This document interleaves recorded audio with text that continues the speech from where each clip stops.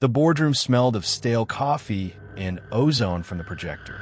At 2:14 a.m., Victoria Lang stood at the head of the long table in her crisp navy Brioni suit, the gold Patek Philippe catching the dim light every time she tapped her pen. 10 vintage aircraft sat on the auction block for a total of $38,000. She didn't even glance at the figures. Useless relics. Crushed them all. Her eyes landed on the lone mechanic who had dared raise his hand. Jack Harlan, coveralls stained with years of grease, stood in the back row clutching a faded challenge coin in his left fist.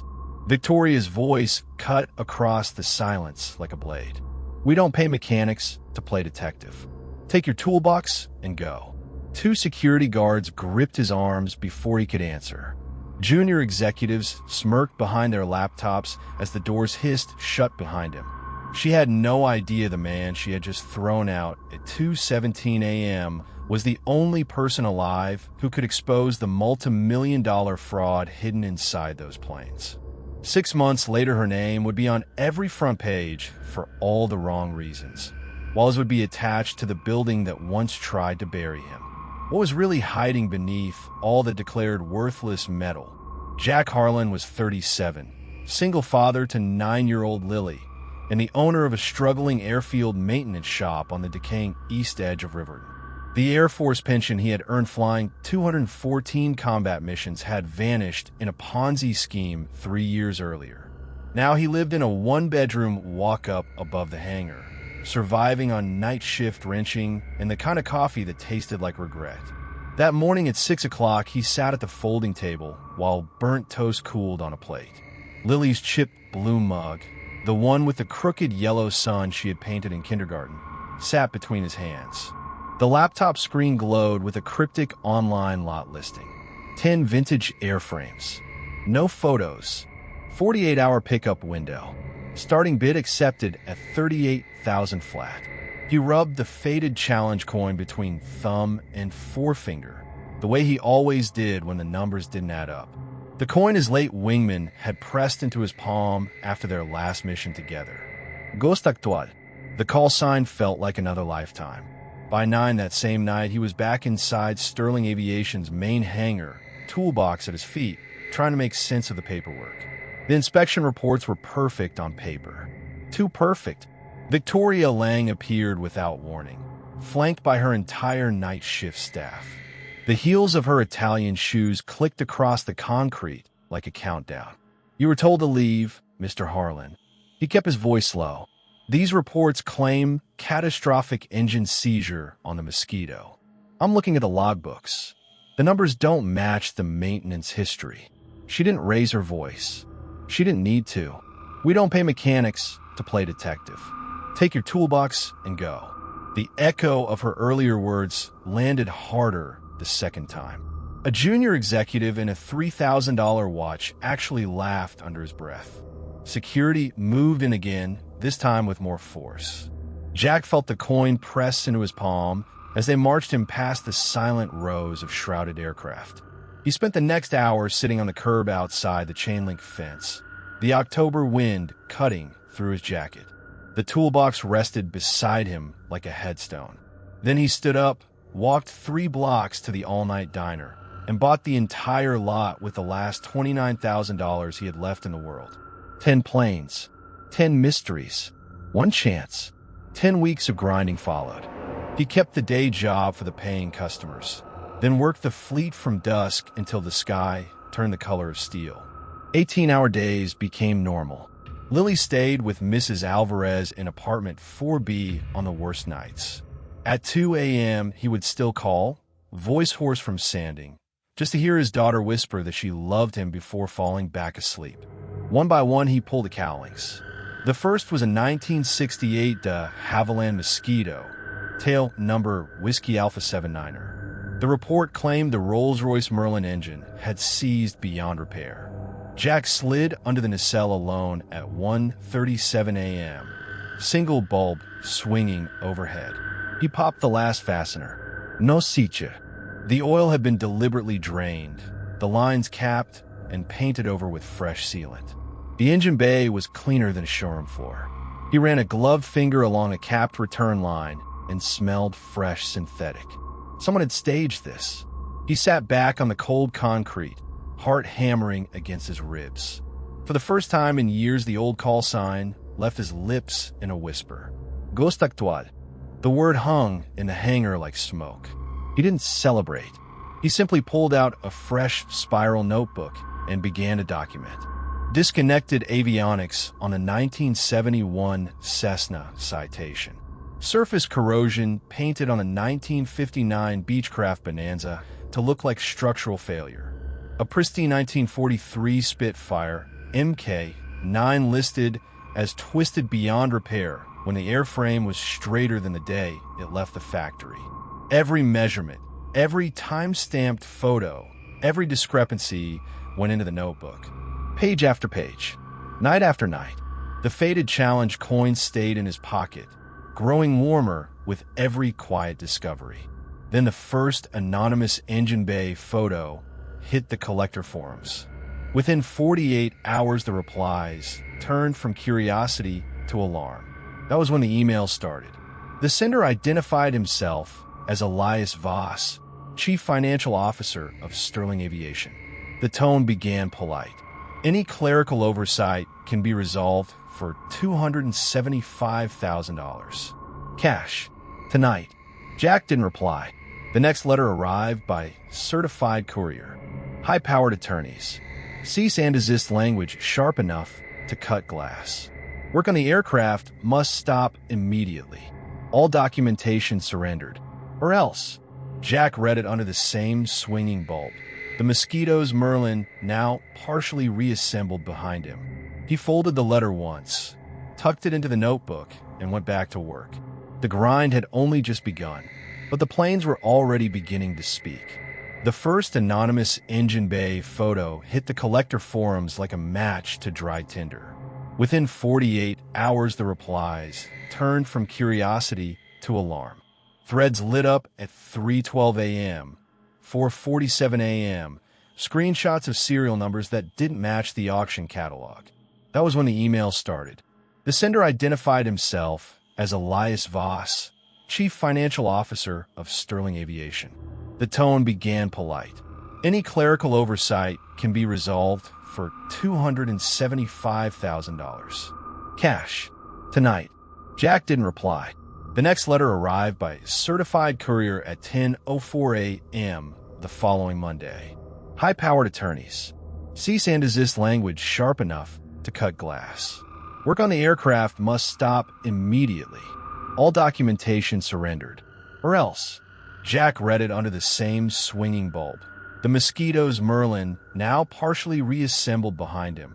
The scent of fresh 15W, 50 oil thick in the air. He folded the letter once, tucked it into the notebook beside the faded challenge coin, and went back to work. The grind had only just begun, but the planes were already beginning to speak. For 6 straight weeks, the hangar became a cathedral of quiet fury.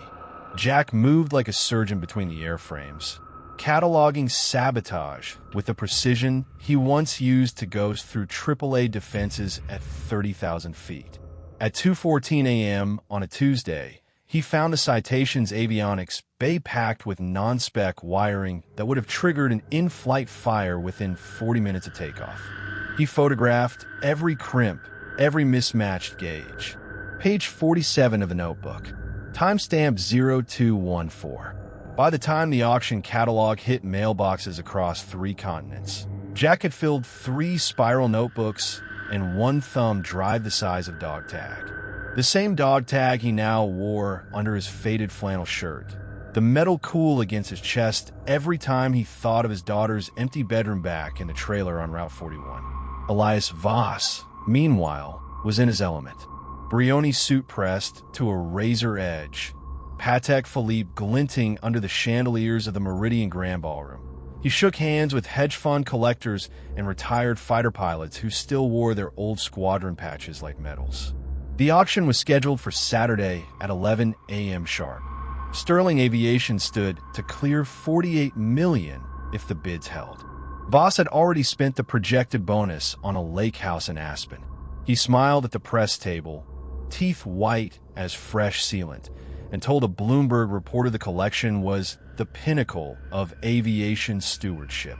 He had no idea the janitor who had once scraped gum off the ballroom carpet was the same man now holding the detonator. Saturday arrived under a sky the color of gunmetal. The Meridian's main ballroom smelled of lemon polish and expensive cologne. 217 registered bidders filled the velvet chairs. In the front row sat the original mockers, 3 sterling executives who had laughed when Jack showed up in coveralls 6 months earlier asking for overtime. One of them still wore the same spotless Italian loafers that had kicked Jack's toolbox across the hangar floor. Scrap metal, the man had said that day, voice dripping with contempt. No value. Take your box and go. Now, those same shoes tapped nervously against marble as the gavel cracked once. The auctioneer, a silver-haired Brit in a $3,000 tie, began with the Beechcraft Bonanza. Lot 14. Opening bid, $210,000. Voss leaned back, arms crossed, the faint scent of his Creed Aventus drifting across the aisle. The bidding climbed in crisp increments. Then a new paddle rose from the very back row. A man in a plain navy windbreaker. Notia, face half hidden by the brim of a baseball cap. Paddle number 001. The room murmured. Voss frowned, checking his bidder list. Number 001 had registered under the name J. Harlan. No further information. The Bonanza hammered at $985,000. The citation followed, climbing past $1.4 million on the strength of the same anonymous paddle. Each time the gavel fell, Jack's notebook grew heavier in the leather satchel at his feet. Every forged maintenance log, every doctor corrosion report, every falsified serial number had been scanned, notarized, and submitted to the FAA, the NTSB, and 3 separate insurance underwriters at 4 a.m. that morning. The room began to shift. Phones vibrated. Whispers rippled like wind across wheat. Then came the Mosquito, Whiskey Alpha 79er, the crown jewel. Opening bid, $800,000. Voss allowed himself a small, satisfied smile. The plan alone was supposed to clear $3 million. Paddle 001 rose again. Bids climbed in increments of 50,000, then 100. The Italian loafer executive in the front row began to sweat. At $2.8 million, the room went silent. The auctioneer's hammer hovered. $2,850,000. Voss called out himself, voice tight. A personal bid. A power move. Paddle 001 did not lower. The man in the windbreaker stood. Remove the cap. Jack Harlan looked straight at Elias Voss across 217 shocked faces. The challenge coin now hung openly on a chain around his neck, catching the light like a medal. $3 million even, Jack said, voice calm, carrying the same tone he once used on Final Approach in Zero Visibility. And I'm not here for the plane. He lifted a thick binder onto the table. The room lights caught the title printed in block letters on the cover. Sterling Aviation, Systematic Fraud, Exhibit A through Z. Gasps rippled outward. Phones rose. The auctioneer froze mid-gavel. Jack opened the binder to page 1. A single photograph. The Mosquito's capped oil line, timestamp 1:37 a.m. The same swinging bulb visible in the reflection. He began to read aloud. Each line measured, each dollar amount exact. Invoice number 4471. Synthetic oil purchased under Voss's personal Amex 6 weeks before the catalog was printed. Deliberate drainage documented at 0137 hours. Hangar Bay 4. Witnessed only by these cameras. He tapped the binder. 287 pages of the same. Every aircraft on this stage today was never broken. It was buried. By him. He looked directly at the Italian loafer executive. You told me I was useless here. Today, that lie cost your boss $48 million in canceled insurance policies and about 15 years of federal time. The room erupted. Security moved in, but stopped when 3 FAA agents in windbreakers appeared at the side doors, badges already out. Elias Voss's face had gone the color of old parchment. His Patek suddenly looked very heavy on his wrist. The gavel never fell again that day. Later, in the green room behind the stage, the smell of fresh coffee and fear hung in the air. Voss sat alone at a folding table, Brioni jacket unbuttoned, tie loosened. Jack stepped in without knocking. The challenge coin clinked softly against his chest. Voss looked up. For a long moment, the two men studied each other. Then the CFO's shoulders sagged. "I didn't know it went this far," he said quietly. "The board wanted margins. I wanted the lake house. I told myself the planes were just inventory." He swallowed. "I was wrong. And I'm sorry, Mr. Harlan. I'm truly sorry for what I did to you. To all of them." Jack said nothing. He simply placed one of the spiral notebooks on the table between them. The first one, the one that still carried the faint scent of hangar concrete and 15W50. "Keep it," Jack said. "Read every page. Then decide what kind of man you want to be when they cuff you." He turned to leave. At the door he paused. "By the way, Ghost Actual never misses twice." The public apology came 3 weeks later on the steps of the federal courthouse. Cameras rolling. Elias Voss, now in an ill-fitting Navy suit provided by his attorney, stood at the podium with shaking hands. The Italian loafer executive stood behind him, eyes on his shoes. Voss read from a single sheet of paper, voice cracking on every third word. "I knowingly signed off on the sabotage of historic aircraft for personal gain. I humiliated and threatened a man who only wanted to protect those machines. Jack Harlan, you were never scrap metal. You were the last honest thing in this entire operation. I am sorry. I will spend every day I have left trying to be worthy of that word."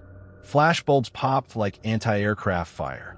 Jack watched from the back of the crowd. Faded windbreakers zipped to the throat. Daughter's stuffed rabbit tucked inside against his heart. The same rabbit she had left behind the day her mother drove away. He had found it again in the trailer the night the first email arrived. It had never left his pocket since. 6 months later, the Meridian Grand Ballroom hosted a different kind of gathering. No auction, no gavit, just restored warbirds lined up under soft lights, their Merlin and Rolls-Royce engines purring like cats in the morning sun. Jack stood on the stage in a simple dark suit, the challenge coin pinned to his lapel like the medals he had never worn in public. His daughter, now 9, held his hand. The rabbit sat on the podium between them, one ear still slightly singed from the space heater in the old trailer. Elias Voss was not there. He was serving 38 months in a minimum security facility in Colorado. But he had sent a single letter delivered by hand the week before. Inside was a new challenge coin. Engraved on the back were 4 simple words: Ghost Actual. Never again. Jack looked out over the crowd, collectors, pilots, the 3 executives who had once mocked him, now seated quietly in the second row. He touched the rabbit once, then spoke. "These planes taught me something," he said, voice low but carrying to every corner. "Rust can be painted over. Lies can be written into logbooks. But truth has a way of finding the air again. It only needs one person willing to stay up past 2 a.m. and listen." He looked down at his daughter. She smiled up at him, gap-toothed and perfect. The crowd rose, not in applause, but in silence. The kind of silence that feels like breathing after years underwater. Later that night, back in the refurbished hangar on the edge of the airfield, Jack sat on the same cold concrete where the story had begun. The swinging bulb had been replaced by steady LEDs. The Mosquito stood restored and proud, tail number Whiskey Alpha 79er gleaming under fresh varnish. He pulled the faded challenge coin from his pocket one last time, turned it over in his fingers. Then he placed it gently into the rabbit's warm paw and closed the small leather satchel around them both. Somewhere in the rafters a night bird called. Jack closed his eyes and let the sound settle in his chest like good fuel. We spend so much of life pretending the machines around us are broken. Sometimes the only thing truly broken is the story we've been told about who we are. And sometimes the man everyone threw away is the only one who knows how to make them fly again. The hangar lights dimmed on their own timer. In the new dark, the faint smell of oil and polished aluminum lingered like a promise kept. Ghost Actual had come home.